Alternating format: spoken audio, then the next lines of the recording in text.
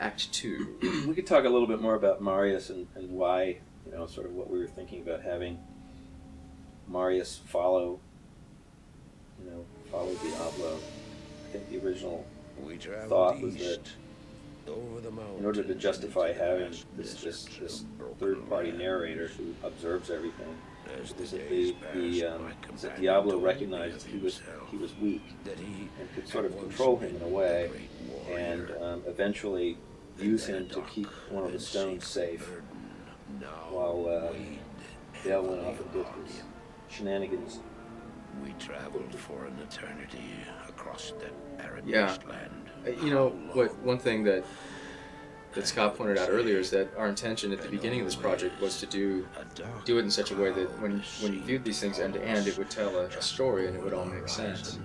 And I think we were somewhat successful with that. We really kind of discovered as we went along that we had to modify that goal a lot, because the reality was it also had to work within the context of the game.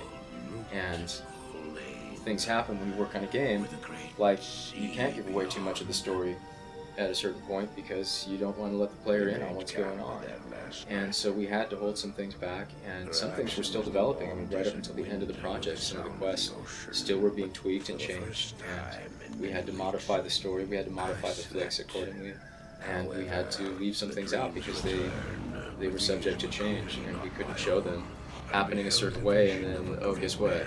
They got changed in the game, and they happened to the game. So I think that when you view these things end to end, if you don't know what's going on, it's kind of hard to tell what's going on outside of the context of the game. This guy here is Tal Rasha. He is the one who held Baal within him in a prison, in the same way that the Wanderer was holding Diablo, and eventually the demon took him over as well, as we find out later. That's one of the things that there was a lot of debate about in terms of reflection. It was like, how much time do you want us to spend explaining things that if you didn't play the game, you wouldn't know, such as the significance of the stones, how they work, and what they do, and why everybody wants them, and why they're important for demons, and in the end, we really just didn't have the time to explain all that in the cinematics, which sort of would have been doing it twice, because if you play the game, you find all this out, so that it made it difficult. It's one of the more successful uses of fire. Another element to mention is the look, as we desaturated all the shots to give it a more subdued feel, darker feel.